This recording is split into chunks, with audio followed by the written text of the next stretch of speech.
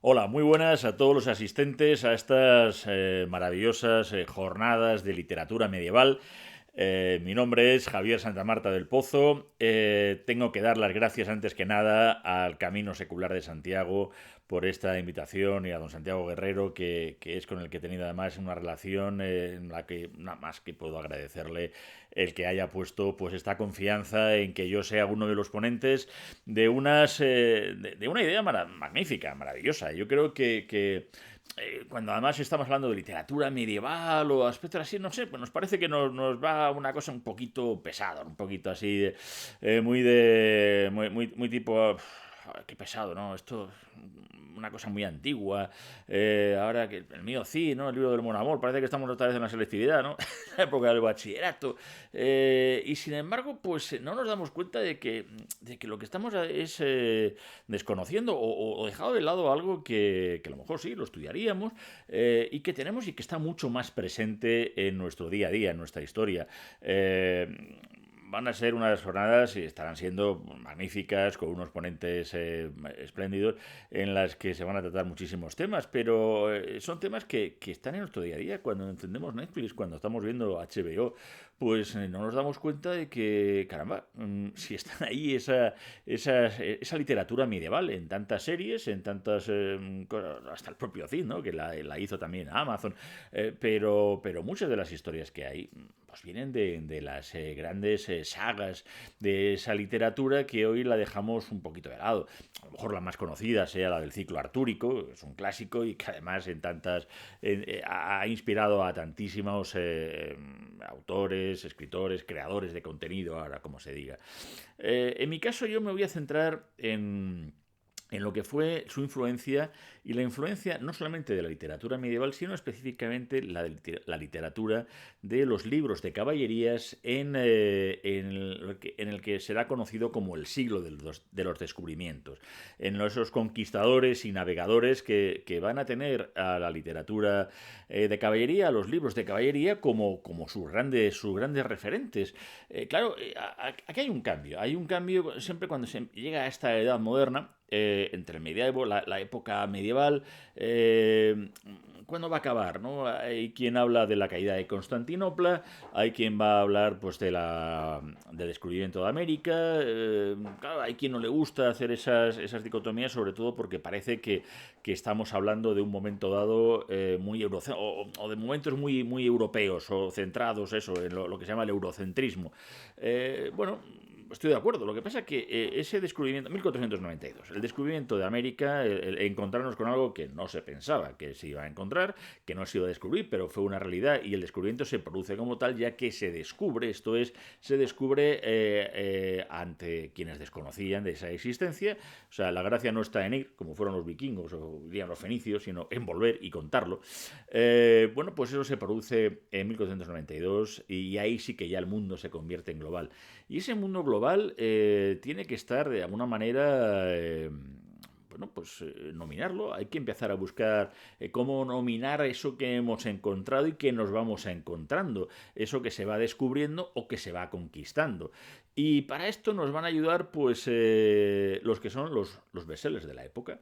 ¿Qué eran los bestsellers de la época? Pues lo mismo que en su momento dado fue pues los pilares de la tierra, que no es que sea literatura medieval, aunque esté basada en el medievo, pero me refiero que ¿qué había entonces? Pues había entonces los libros de caballería. Los libros de caballería y estos caballeros que nos iban marcando qué es lo que hacían los paladines, ¿no? Los grandes caballeros, ¿no? Los amadises, aquellos que estaban enfrentándose a dragones, a peligros increíbles, todo esto que estaba en estos libros de caballería que eran, bueno, pues te digo que, vamos, esto sí que era un auténtico bestseller y que a lo mejor, bueno, oye, pues no todo el mundo tenía acceso a poderse comprar un libro, la imprenta empezó a hacer también que esto fuera muy conocido, pero también lo que había era los podcasts. Los podcasts de la época que no dejaban de ser lo que era reunirse al filandón y en un buen filandón estar escuchando a aquel que lo podía leer o que sabía de las historias que había oído de uno u otro, ¿no? De las historias de Tirante el Blanco y bueno, todo esto pues iba contando y se iba contando de tal manera que acababa siendo pues, bueno, y fue una referencia para saber y de alguna manera ser utilizados como referencia, ya que no había otras más cosas, la literatura es el referente, no deja de ser también la literatura de viajes y aquí, bueno, unos viajes que acababan de influir finalmente en esos conquistadores, en esos descubridores del nuevo mundo. Claro, es un momento dado, efectivamente, en la que esos libros de caballerías, de los cuales, por cierto, están muy bien reflejados en lo que luego sí va a ser una de sus críticas, la crítica por excelencia que bien nos viene de nuestro Miguel de Cervantes, y en ese Quijote, en el que querían un poco reírse. Podemos matizar mucho de esos libros de caballerías y en las que en el capítulo que está dedicado a lo que se llamó el donoso y grande escrutinio, ¿no? Que hacen tanto el cura como el barbero, en el que hacen de la librería de nuestro Alonso Quijano y yo recomiendo leer, todo el mundo tenemos un Quijote en casa, en fin, capítulo sexto, si mal no recuerdo. Bueno, pues ahí se hace en el fondo es una crítica literaria a los que eran además buenos libros de caballería y los que eran copias malas, copias, pues eso, sacadas como había ese éxito de los libros de caballería. Oye, pues vamos a hacer aquí una. Yo también me voy a sumar al carro. Siempre ha habido buenos y malos novelistas, como en todo, ¿no? Y entonces, pues es muy, muy, de verdad, porque además es un capítulo, todos tenemos un Quijote en casa, o lo vemos en la biblioteca virtual Cervantes, que también es un sitio más que recomendado por incluso para buscar estos libros de caballería. Y en estos libros de caballería pues nos vamos a encontrar pues que, bueno, de alguna manera va a ser el gran apoyo ante encontrarnos en un momento dado en que, bueno, hombre, es evidente que las tierras que se encontraban tenían ya nombres, pero el nahual, el maya, eran nombres complicados. Además, cuando nos encontramos, mira, iba a haber situaciones tan curiosas de nombres que nos han llegado a nuestros días en esas otras lenguas desconocidas y en ese desconocimiento mutuo, hasta que empezó a conocerse, pues encontramos con caso más paradigmático, yo creo que es cuando se llega a la que conocemos como península del Yucatán, y claro, cuando se llega a 1517, que mal no recuerdo, pues claro, encuentran bueno, se intenta hablar con los indígenas, con las personas que están ahí. Todavía no se conocía el maya, y claro, lo que le sonaba a la persona que le estaba preguntando, esto cómo es, dónde estamos, en qué sitio nos encontramos, pues se nos sonaba algo así parecido a Yucatán, o algo así, que porque también luego la dirección fonética luego también se transcribía de aquella manera. ¿Y qué significaba Yucatán? Pues significaba no te entiendo. Es que no, claro, al otro no le entendía. O sea, me llegaba un castellano hablándole ahí en la jerga y al maya de turno pues también le estaba sonando, pues a él le sonaría también a chino o a lo que fuera, ¿no? En estas expresiones de un idioma completamente extraño. Entonces el otro le contestaba como con Yucatán. Claro, cuando se llega a tierra firme también, incluso en su momento dado, con lo que ahí se conoció como la zona del Darién, era una igual, era, bueno, pues esto nos suena que esto debe ser algo como el Darién, esa tierra firme, que todavía, claro, no se conocía ni se le llamaba América. De pronto se llega, ya hemos llegado a una cosa que era tierra firme, se le empieza a llamar reino de tierra firme, no nos vamos a matar mucho con el nombre, hasta que, bueno, pues es verdad que se les empieza a dar nombres, hombre, también con lo que tienes a mano. ¿Qué es lo que tienes a mano? Pues si esto, pues efectivamente, pues no sé, que a este lugar que hemos llamado eso del Darién, pues a veces pues lo llamamos, pues esto es, pues mira, la Castilla, como aquí va a haber oro, es por la Castilla del oro, ¿no? La nueva Andalucía, la nueva España, que en su momento dado, pues se le llegó a dar, ¿no? Cuando se dio cuenta de la gran riqueza de que suponía ese nuevo reino. Pero a veces, pues la manera de nominar lo que uno se iba encontrando también era, hombre, el libro de los libros, la Biblia, el conocimiento bíblico y las festividades religiosas. Cuando se llega en un momento dado a una península, pues ¿en qué estamos hoy, no? Para dar gracias, a hacer esa gracia, pues hoy es domingo de Pascua. Ah, pues mira, hombre, pues hoy esto vamos a conocerlo como Pascua Florida, ¿no? Es el lugar que hoy conocemos como la Florida, la península de Florida, que no es porque sea florida y hermosa, sino simplemente porque se llegó en ese día de Pascua Florida, y entonces, pues a raíz de Ponce de León, pues, y buscar esa efemérides del día en el que estaba, pues acaba poniéndose un nombre.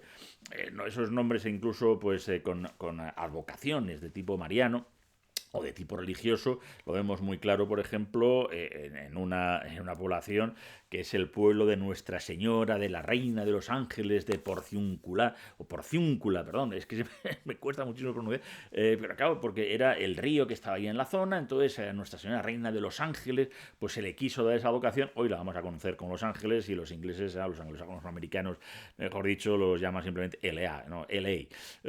Los Ángeles, como llaman también Frisco, a lo que era una de las misiones, la de San Francisco, ciudad de sobra conocida por todos, pero claro, la parte bíblica pues también ayudaba mucho, ¿no? A esos marinos que empiezan a incluso además, cuando además tras la gesta, no ya de Magallanes en busca del Maluco, sino luego incluso la circunnavegación que llevará a cabo Elcano, que es al que efectivamente se le ocurre que esa expedición de Magallanes al Maluco al final se acaba convirtiendo en la primera vuelta al mundo, y haciendo, a mí es que me encanta, o sea, que sea ya una tierra global con un Pacífico y tal, pero lleno de monstruos, ¿no? De este tipo de cosas que aparecían también en los mapas, era una manera también incluso de expresar, y que muchos están además basados en esos animales mitológicos, o míticos más bien, que aparecían en los libros de caballería, ¿no? Como esos dragones, y bueno, pues iban encontrando y seguían con esa idea. Pues, por ejemplo, eso, una de las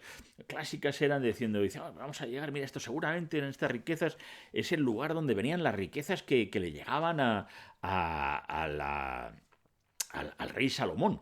Y entonces, pues esas islas, pues al final, muchas veces incluso las escuchamos ahí en Esdrújula, las islas Salomón. No, Salomón no, era Salomón, del rey Salomón, porque se pensaba que era la tierra de Ofir, la tierra de donde venían esas riquezas, por las cuales, bueno, pues se imagina, no fue tal. No fueron esas tierras de Ofir las que se encontraron en esas islas, pero bueno, se iban buscando con relación a lo mejor al terreno. Pues esto nos recuerda el pan de azúcar. Cuando había hambre todo te suena, ¿no? Todo te llama a las cosas, ¿no? O en esa tierra firme, pues de pronto dice, esto me recuerda mucho, porque había muchas zonas de tierras anegadas, dice, es como si fuera Venecia, y de Venecia pues va a venir pues un país bien conocido como es el de Venezuela, ¿no? Como si fuera la pequeña Venecia, mucho más rimbombante, mucho más romántico que Little Venice, Venezuela. Claro, a veces se utilizan, pues claro, nombres latinos, ¿no? Como esa tierra nueva que uno se encuentra, que es la Terra Nova. Aunque es curioso, ¿no? En Canadá nunca pensamos que oficialmente tendría que ser también Latinoamérica, ya que incluso tienen nombres en latín, y además, bueno, pues deriva también lo del francés, ¿no? Bueno, no vamos a meter en esos líos, pero bueno, uno va buscando, esos marinos van buscando incluso descripciones que a veces encuentran, por ejemplo, los Barbados, que son las Islas Barbados. Claro, pues cuando se encuentra Pedro de Campos en 1536 en esas islas, parece ser que ve unas higueras grandes que parece que tienen grandes barbas luengas, porque no había indígenas con esas barbas, y le pone, ¿no? esa idea que hoy nos ha llegado en femenino, o cuando estábamos hablando de la expedición Magallanes, bueno, pues cuando luego, pues posteriormente, que ya sabéis que el estrecho de Magallanes tuvo algo su nombre, pero por ejemplo, en esas tripulaciones que además habían, pues no solamente castellanos, o me refiero que lo podemos decir españoles, pero había portugueses o italianos, muchas veces muchas lenguas, pues cuando hace el cruce también del estrecho completo Pedro Sarmiento de Gamboa, pues le ponen un nombre, ¿no? Que era que luego se le acaba llamando Puerto Peligro, y entonces al final, ¿cómo llamamos un sitio peligroso? ¿No? Pues se dice, este es Cachidiablo, que es un italianismo para decir que hay que echar al diablo, ¿no? Porque claro, aquello era endemoniado, y nunca mejor dicho. Se van poniendo y se buscan incluso pues lugares porque te recuerdan tu pueblo. Cuando se llega a Guadalcanal, bien conocido por el tema de la Segunda Guerra Mundial y las batallas que hubo, bueno, pues ahí nos encontramos en que, bueno, Guadalcanal es un pueblo de Sevilla, y además Guadalcanal, ya sabes, Guad, en río, en fin, con orígenes árabes en la que es su etimología. Pedro Ortega Valencia, pues lo pone en honor a su nombre, o alguien le quiere hacer la pelota, y las Islas Marquesas son las Marquesas, pero la Marquesa de Mendoza, ¿no? A qué se quiere poner. Bueno, ya es evidente que conocemos todos el topónimo topónimo habitual que se le llegó a poner cuando se descubren lo que conocemos como las Islas Filipinas por parte de Ruy López de Villalobos, que quiso además poner el primer nombre, era en honor al príncipe de Asturias, al príncipe Felipe, todavía al hijo de Carlos I, del emperador Carlos V, y le puso como nombre Felipinas. No, claro, de Felipe, Felipinas, lo que pasa que la verdad que es complicadillo, y entonces acabó llamándose ese nombre que es Filipinas, pero está en honor del que todavía no era rey, pero sí el príncipe de Asturias, o quien va también incluso pensando que esas tierras que en un principio se encontrarían al sur, en la zona austral, que eso también venía parte de la mitología ya griega, aunque no se sabía. Se creía que existía, bueno, pues cuando parece que lo que hoy conocemos Australia, también hay quien había la idea de que fuera puesto también por Pedro Fernández de Quirós, denominando aquellas tierras como Austrialia por la casa de Austria, del Espíritu Santo. Siempre lo del Espíritu Santo, ya sabes que eso también es un remoquete, es un añadido muy habitual en el bautismo, sobre todo para ciertos aspectos y sobre todo muy relacionados con la monarquía hispánica, ¿no? Entonces, bueno, pues se van poniendo en esa tierra firme, que a raíz de, ya sabéis que América viene por Américo Vespucio, y fue un impresor, cuando se van haciendo los mapas, claro, hay que ir poniendo nombres, y de pronto pues un cartógrafo alemán pues colocó lo de América. La verdad que él mismo se llegó a arrepentir, y eso sorprendentemente acaba quedando ese nombre como el de América, ¿no? Propio Bartolomé de las Casas, el famosísimo Bartolomé de las Casas, él incluso está abogando para que a aquella tierra se la nombre en todo caso Colombia, ¿no? Pero bueno, nos vamos a encontrar con esas cosas que a veces, bueno, pues por unas casualidades o serendipias que hay, pues se acaba nombrando de otra manera. Y así pues se van buscando la idea o de, bueno, pues de algo que te suena de una u otra forma, y utilizando pues esa nueva toponimia. Y claro, la toponimia, lo que relacionamos con lo que son los libros de caballerías, que es lo que también venimos a hablar, pero yo tengo además esta magnífica edición de Aguilar. La verdad que hay ediciones ahora ya muy buenas, muy interesantes. Aquí está el Caballero Cifar, el Amadís de Gaula, Tirante el Blanco. En la biblioteca de Castro se tiene, ya digo, en la biblioteca de Virtual Cervantes, para el que quiera leerlo o lo quiera leer en digital, pues va a poder tener estos libros que insisto, claro, era mucho más de lo que podemos imaginar para la época. ¿Por qué?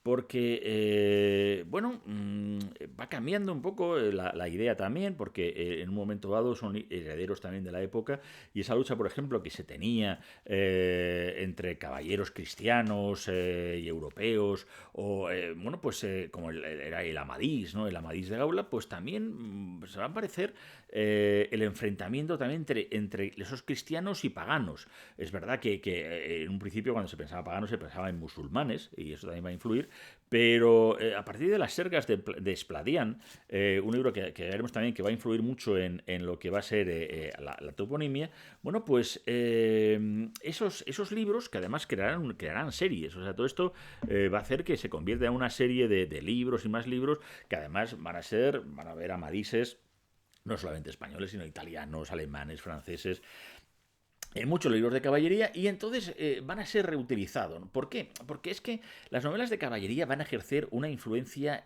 tremenda, y mucho en la conquista de América, porque los propios conquistadores se sienten un poco como herederos de esos caballeros. Eran los héroes, eran los superhéroes Marvel, yo creo. Que tanto, bueno, pues ese aspecto hace que además, bueno, es que goce de una popularidad. Es que lo que nos podemos encontrar en la influencia, que va a llegar a comedias, incluso al teatro, a las costumbres, se quería emular tanto a estos caballeros que aparecían en estos libros de literatura, que se dieron casos y conocidos, análogos a lo que se habló luego de lo que fue la locura del Quijote, que luego o sea, Cervantes realmente recoge también cosas que han ocurrido de gente que, oye, un poquito llevar al extremo, ¿no? De querer emular ese aspecto caballeresca. Claro, cuando se encuentran, era un mundo de fantasía, era un mundo increíble. Entonces esas maravillas que aparecían en el mundo del mundo de los caballeros andantes, de esas caballerías, pues eso va a hacer que muchas de las personas, de la gente joven que había, la gesta de la conquista del nuevo continente era esa posibilidad de vivir ellos mismos, los que habían leído o habían oído en esos podcasts, como hemos dicho, de la zona, de tal manera en que, claro, el caballero, el conquistador, se iba a enfrentar con peligros increíbles, ¿no? Y además que iba a conseguir además riquezas, iba a conseguir fama, amores, de todo, todo esto pues motivaba muchísimo a ese enfrentarse a un mundo desconocido, lleno de misterio, enfrentándose, claro, el caballero se enfrentaba ¿a qué? A gigantes, que veremos que ahora incluso va a influir también una toponimia muy conocida, a dragones, a encantadores. Claro, pues hay que se va a encontrar alguien en hostil, pues, te puedes encontrar de todo. Ese mundo era, ese nuevo mundo era tan mágico en cierta medida, era todo tan exuberante, que todo esto era sobrehumano. Entonces había también un ideal, una misión, a veces evangelizadora, a veces sí es verdad que era, pues claro, que la gente también quería salir de la pobreza, pero la pobreza a veces también es la pobreza a veces de espíritu que se tenía.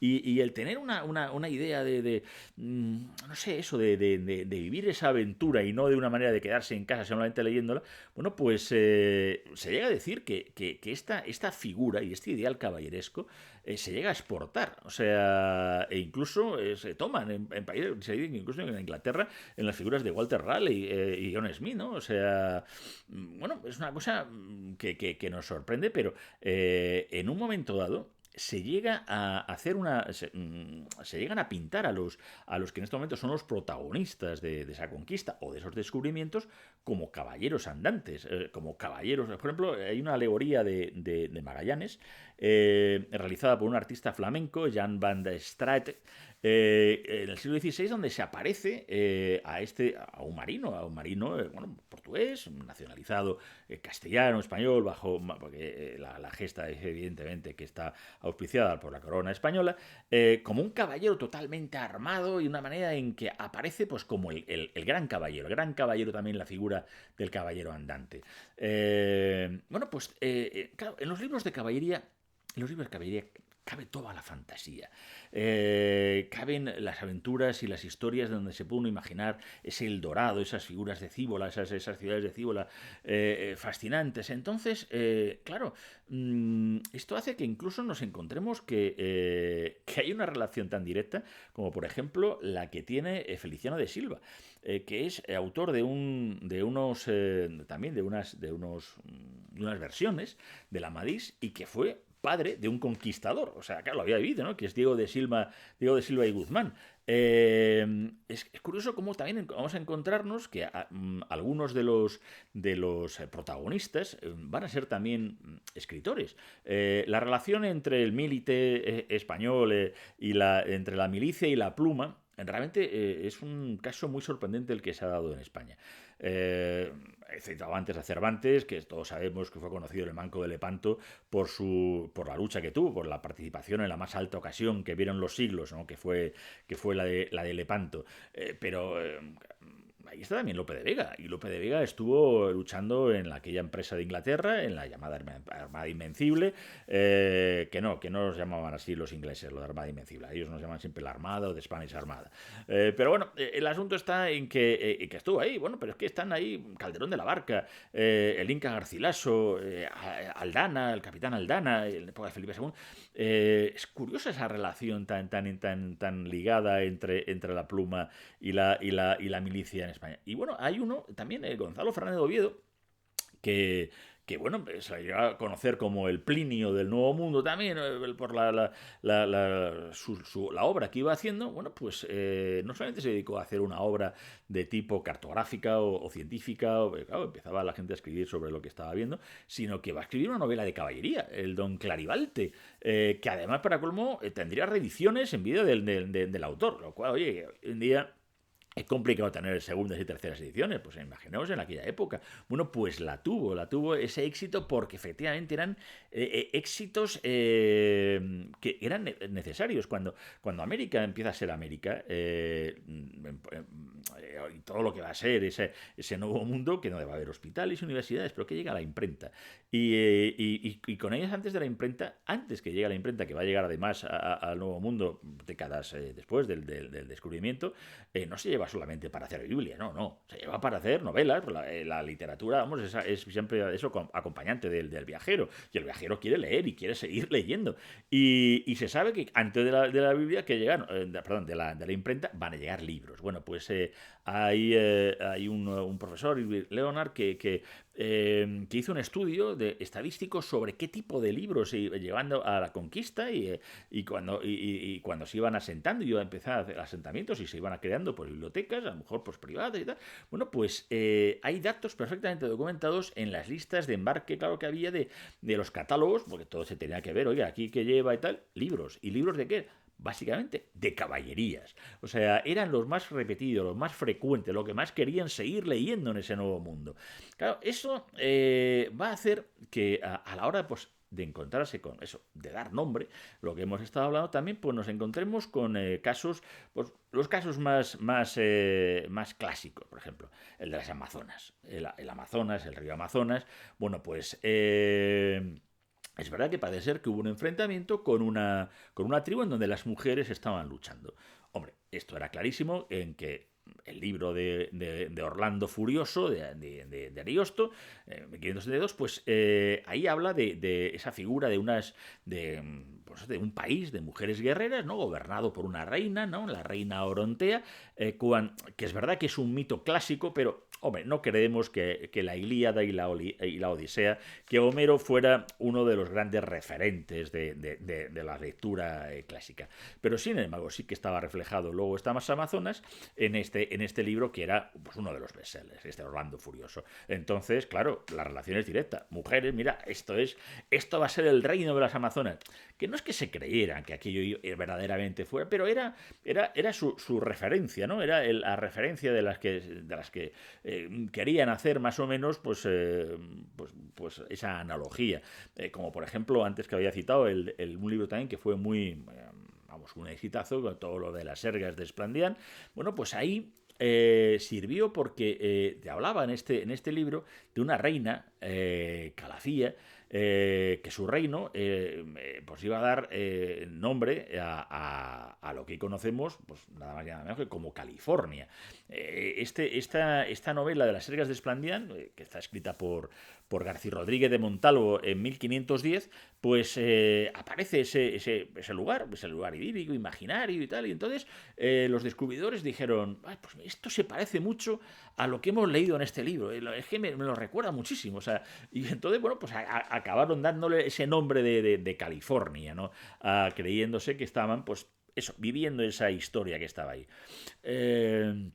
Esto empezaba a dar incluso una preocupación a los historiadores de la época, porque claro, como iban contándose y se iban nominando estas cosas, esto iba llegando también al viejo mundo y diciendo, oye, mira, a ver si vamos a estar exagerando tanto que al final va a parecer que esto es cosas de fantasías. O sea, que al final se entremezclaba la realidad con la ficción. Es curioso porque había empezado a haber una cierta controversia por parte de los historiadores precisamente para yo digo, a ver si nos estamos poniendo exagerados, ¿no? A la hora de seguir con estos temas, no sé, míticos o que estamos haciendo.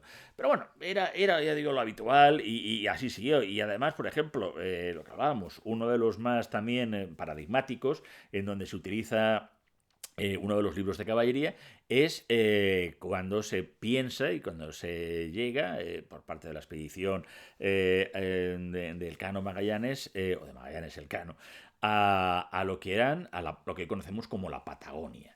Esa Patagonia, pues claro, hay un libro de caballería que es el Primaleón. El Primaleón, pues había un antagonista, o sea, un gigante, ¿no? Que era de nombre Patagón. Entonces, vamos a ver si puedo encontrar un segundito la relación que se hacía de este gigante que no acabía, ¿no?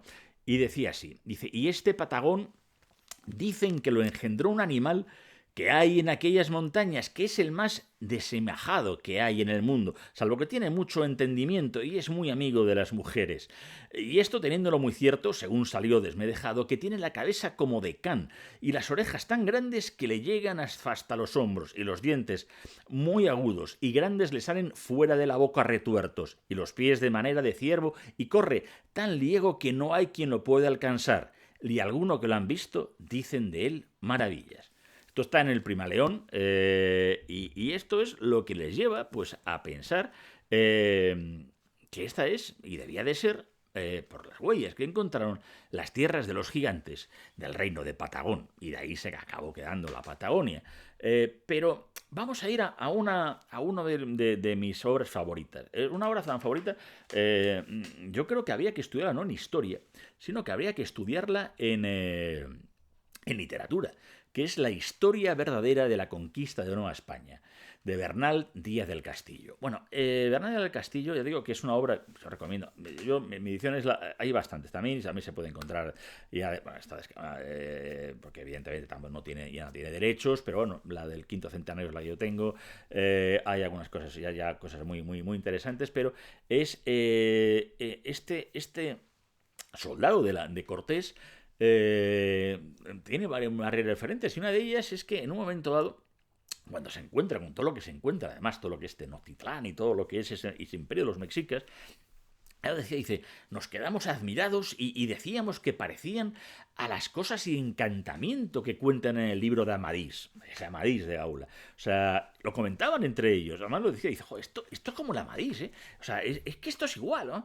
O sea, entonces es curiosísimo cómo los conquistadores y exploradores intentan trasladar pues a lo que encuentran, a lo que se van encontrando, a una búsqueda de esas sirenas, de esas que cuando veían incluso navegando, pues pensaban que eran sirenas, las amazonas, a los gigantes, porque, bueno, era ese ideal heroico que ellos se habían moldeado en cierta medida a sí mismos en la proyección de lo que habían leído en los libros de caballerías y de esta manera pues acabó siendo pues parte la literatura y la literatura de caballerías, la literatura de aventuras de la época en un aspecto muy fundamental, ya vemos, qué curioso, de los exploradores y de la conquista de América. Espero que os haya gustado y al menos que os haya dado incluso hasta curiosidad por lanzaros a los libros de caballerías, a leer alguno de estos libros y como veamos, pues la historia, la literatura a veces pues están mucho más relacionadas de lo que imaginemos. Muchísimas gracias y gracias de nuevo al Camino Ancestral de Santiago por esta invitación tan maravillosa y por estas jornadas de literatura medieval que estoy convencido que será todo un éxito y hasta la segunda edición del año que viene.